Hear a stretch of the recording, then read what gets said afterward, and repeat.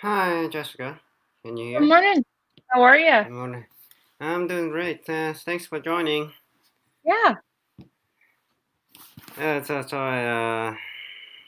not sure you appreciate it. And today was the first trial of this transition skill set about discussing because you are a former veteran and a military spouse.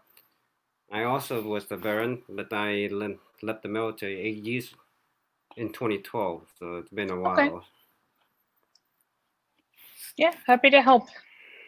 Yes, I share our broadcast on a battle buddy group that I joined on Facebook and also on LinkedIn and a couple of them posts and see who's on and who maybe not so much because we're still recording and people can watch it later. I can share it later.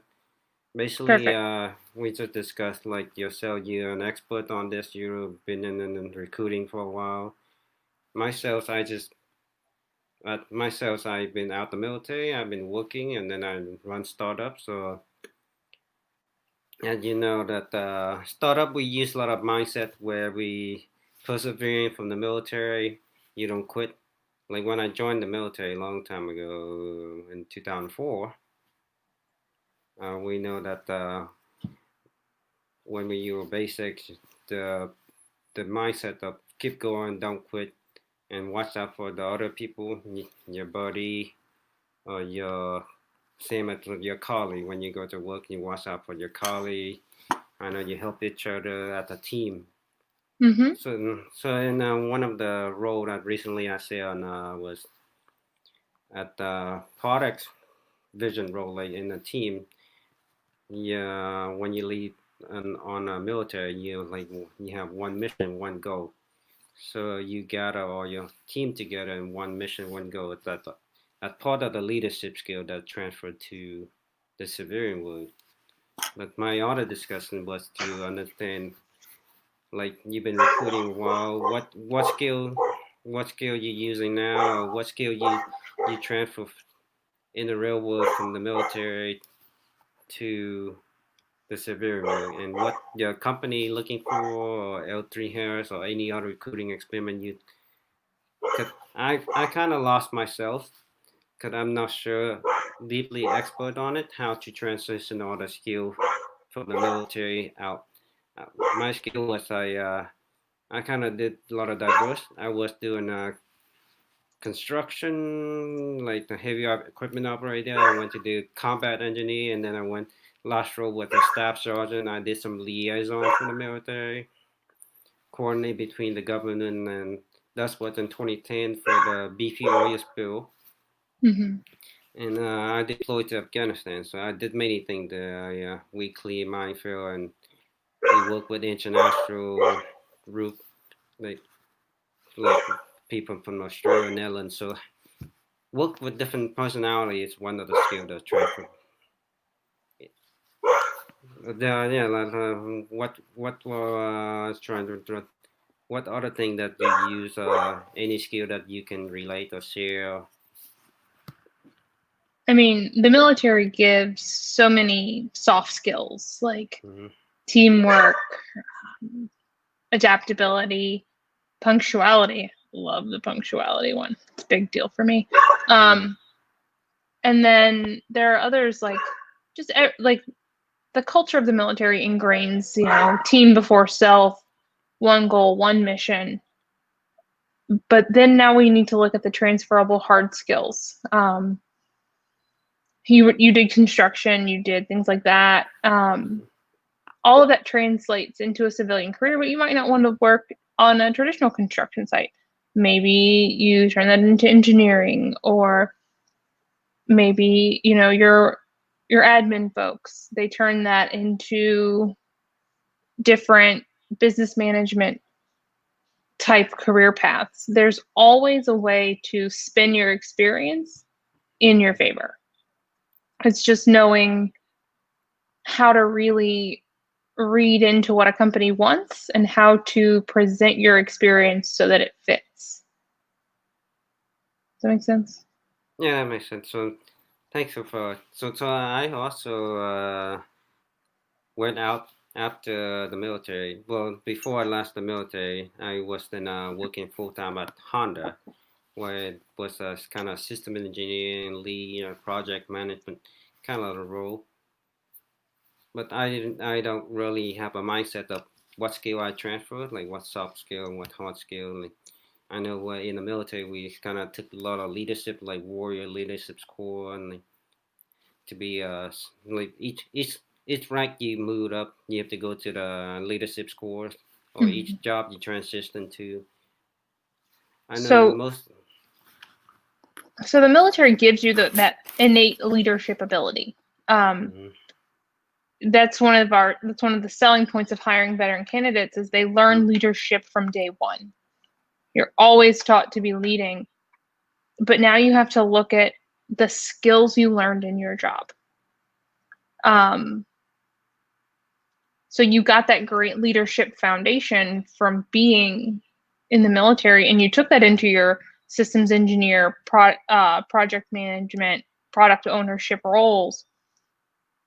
But you also learn, I know you learned some sort of tactile skill while in the military that that translated into something that you learned to use at Honda. mm, Um, construction, being good with your hands, building things, problem solving. Because having worked in the construction realm in a staffing capacity, I know that being able to think on your feet and problem solve right then and there when something pops up, tactile skill. That's a hard skill that you've learned in the mm, military, not through leadership school. It's something that you do. So being able to talk about things that you do in relating to what companies are looking for. And the best way to do that is to really read the job descriptions of the positions that you are applying for or the positions that you're interested in. Because one of the biggest questions I get is, well, I mm, know I don't want to do what I do in the military for the rest of my life. Okay, well, what do you want to do? Well, I don't know. mm, So so understanding somewhere where you want to go. And that's where LinkedIn comes in. LinkedIn, you can join veterans groups or battle buddy groups on Facebook, talk to people, find out what they're doing. Does it sound interesting to you? Do you think that you would enjoy it? And just talk to people. I mean, in the military, you work with so many different people that you've created all of these connections. My husband, bless his soul, has no social media presence whatsoever. No LinkedIn, no Facebook, no Instagram, no Twitter, nada. Never had a MySpace, nothing. But he has a phone that has 18 years worth of contacts in it. well, And some of these people are still in. A lot of these people have already gotten out and moved on. I mean, he's at the tail end of his career, so a lot of these people came before him. They've gotten out, and he's already started talking to people. Hey, like, what are you doing now that you're not in the military? Do you like it? How did you go from here to here? Kind of being able to develop your network is so important. And you'll hear so many people tell you that on LinkedIn that developing your network is paramount to success. And it is. Being able to really get in there and talk to people who have walked the path that you want to take, even if it's not the same job. Um, mm, Talking to people who, like you, run startups. Maybe the next guy doesn't want to run startups, but he doesn't know how to walk the path out. And then you guide them, tell them about the mistakes that you've made, things that you wish you'd done differently. Being able to find that mentor at any stage in life or your career path is so important. I have a mentor, actually, I have 5 mentors. Um, mm, and being able to have somebody who can help guide you down the path you want to go, who's walked in your shoes, is so important. Um, and just putting yourself out there, honestly. mm. Um, I'm sure you follow Michael Quinn on Yeah. LinkedIn. Mm, Yeah. And I mean, he says it all the time, like just putting yourself out there, creating name recognition. Not really on his scale. I mean, it'd be great, but you don't really need it to be on his scale to be successful. just being able to engage with people. And then once you've got that great name recognition, like just from people seeing you commenting on their posts, they comment on your post, you guys comment on the same post, it helps to create that connection for, hey, like maybe I want to have a virtual coffee, thanks COVID, with this guy. Like I want to have coffee, like let's talk, let's chat. And now you learned about each other and you're becoming more than just like LinkedIn acquaintances. And it really just helps open that door to show you maybe what you want to do. Maybe there's a job out there that you never would have considered in a million years or didn't even know was a job until you talk to somebody who did it and they absolutely adore it. Yeah, I just started using LinkedIn this year after the LinkedIn COVID. is invaluable. Yeah. It is invaluable.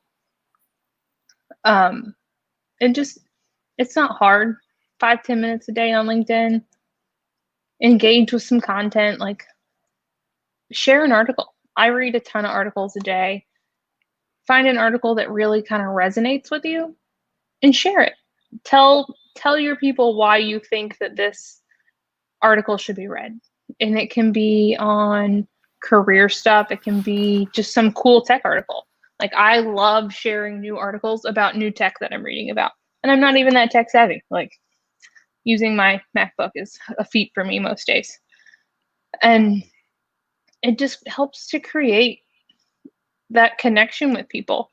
And I mean, especially right now in COVID, like we all need that kind of connection. We're all stuck in our homes. You're seeing my kitchen wall right now. Like they're the people that we want to talk to and that we need to talk to are out there. And so now we just have to find a way to talk to them. There's so many great veterans on LinkedIn that want nothing more than to help the next wave of people getting out transition smoothly and effectively. I mean, I can throw a whole bunch of statistics at you about how many veterans leave their first job post-military in the first year versus the second year versus the people who started their transition 2 years out and where they are in their post-military job fields. And it's astounding. Like the more work you put into transition, the happier you usually are post-transition. No, And so they that said start early. mm-hmm. Yeah, and I mean that could mean joining American Corporate Partners, joining Veterati, really diving in onto LinkedIn to just create your new network, engaging with people who you know have gotten out, like your friends who have gotten out, people you used to work with, and saying, hey, like, let's grab a coffee, let's chat, like tell me about what you're doing now. What can I do to get where you are? What mistakes did you make? What do you wish somebody would have told you when you first started this whole thing? Because relying on each other, like the military teaches us, like you need your battle buddy. Like you're not going to get anywhere in the military by yourself. The civilian world is no different, though they will lead you to believe that the civilian world is the I in team. It's not. While you may be more of an individual contributor than you were in the military because everything is focused on the teamwork in the military, in the civilian world, we still heavily rely on our networks to get anything done. Yeah, that's true. When I lead the startup, I relied on 9 other people. But sometimes that doesn't go as planned. A lot of failure and a lot of hiccup. The easiest day you'll ever have was yesterday. Yeah, that's true. So I mean, you talk about failures in startups. I mean, that's how they all start. Like you have to fail to understand how to succeed. Nobody gets it right out of the ballpark on their first try. Nobody. And I think that's one of the reasons that we see so many veterans that have left their first post-military job within that first year. 62% of veterans leave their first post-military job within a year. 62%. Oh, that's very high. Because a lot of times, and it's changing now, especially with COVID, because we've had to slow down. We've all had to go home. You don't really think about it. Like, you're like, oh, well, I'm going to get out and I'll just get a job. No big deal. Well, you get that job and you realize that it's terrible and you hate it. So you get another job. And it's usually within the first year. I've hired these veterans coming straight out of the military, and I've been their second employer coming straight, like military, small step, then to me. And honestly, it's really just about research. Like, find out what you want to do and find out what makes you happy. Yeah, making money makes me happy. I like money. I like stuff. Who doesn't like stuff? But recruiting makes me happy. Helping veterans and military spouses find meaningful, gainful employment makes me happy. So being able to combine what I love with a paycheck, super great. I understand, yeah. But then I realized when I work a different job, I did thought of many odd job when I did my transition before. But then I realized there is no perfect job there. There's a job that you love. There are job you hate until you find the other way, look at different ways. Because I talked to one person before. They were the day was accounting and transition, and they said they don't like the Excel because they are crunching number all day. So what I told him was, don't look at the number, don't look at the data, don't look at number as something you conscious look. I told him I discussed that you look at the number differently. Look at that number that it impacts someone. So that number you put down, that Excel sheet put down, you toss to somebody or somebody read it, does it make an impact down the road to somebody else? Does it like contribute to society? Mm-hmm. Instead of looking at numbers, that's not something you do every day, day in, out, day in, day out, you get bored, yeah, it does. And sometimes that you always learn to look for challenge things. So challenge yourself. Yeah, and then Nothing, also yeah, go ahead. nothing good grows in your comfort zone. Nothing beautiful will grow in your comfort zone. And getting outside of that, like, safety net is where I try to live. And I mean, I've looked at your LinkedIn. You've had some great jobs, and you're proof that getting out of your circle and growing is what we all want to do. Yeah, I realize maybe sometimes I still want to go back. The secure job with the comfort zone, with the day in day out, the different things. Like previous Honda job with my safety net, Mm-hmm. and then I get out the safety net now, like kind of over the place at the moment. Do some odd job and then there. I did have a lot of interview, but a lot of interview, the just no feedback after. Yeah, that's a problem with recruiting these days. And and on behalf of recruiters everywhere, I'm sorry. Like, sometimes the feedback just, they don't give it. And I promise that there are more recruiters out there that will over communicate than the ones that just bye. Mm. So I understand the recruiter. 'Cause my sister recruiter herself and HR, and she told me because there's some rule book on the laws, HR rule book that they say not allowed to feedback because of lawsuit issue or something. yeah, we're only allowed to tell you, like, very broad stroke feedback, just because as much as human resources is to protect employees, they are also to protect the company. And it's a very blurred line that you have to toe to make sure everyone is taken care of. I see. We appreciate it.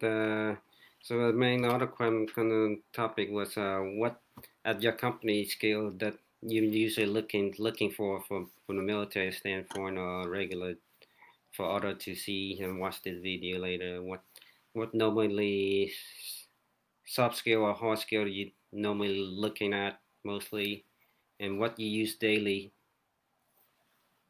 So L3 Harris is a huge, huge multinational corporation. We have Mm-hmm. over 50,000 employees, and we have various different business units. Like right now, I personally am recruiting in Tulsa, San Diego, and Norfolk.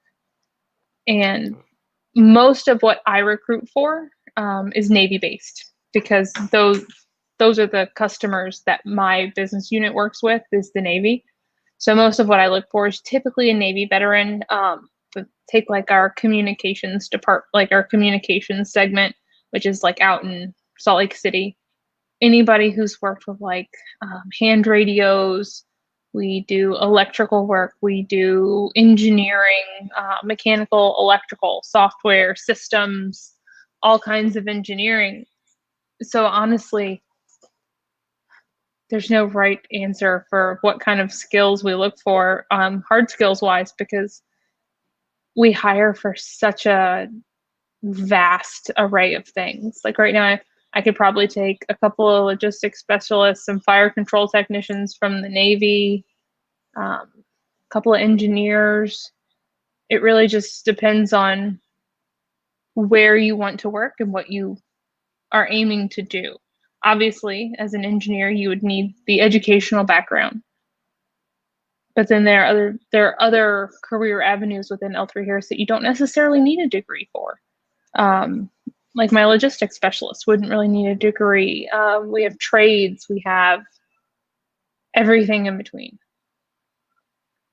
And really just making sure that your resume is tailored to a job description is huge. I use jobscan.com, and you copy and paste the job description, copy and paste your resume, and it helps you to kind of mirror the language to show how your experiences match up better while still staying relevant.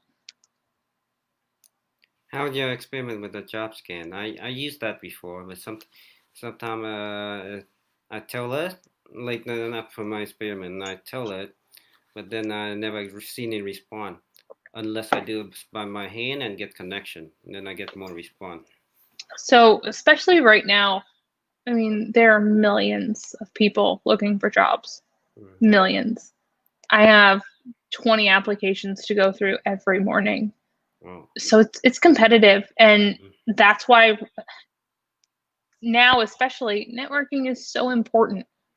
Being able to get that get that referral is huge, because if somebody calls me, like I'm hiring for a buyer, product buyer in Tulsa, and I'm getting 20 applications a day.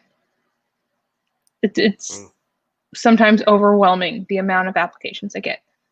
And if one of my people in Tulsa is like, hey, like I know this person, that person automatically gets moved to the top of the pile because I've got somebody vouching for them. So they go from like down here to up here.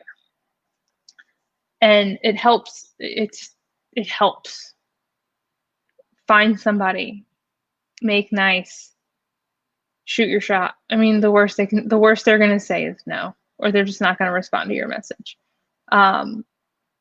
As recruiters, we try to guide everybody who comes to us, but a company the size of L3 Harris, we have over 300 recruiters. Probably closer, like we might even be closer to 5. I have no idea who does what, where they do it, what's open on the website, because we've got close to 1,700 positions open in the United States. There's no way I know all of them. Yeah, I understand you. I interviewed with one before. I interviewed for one job in Louisiana. It went straight from a recruiter to hiring interview, but I failed the interview, the coding test. Hmm.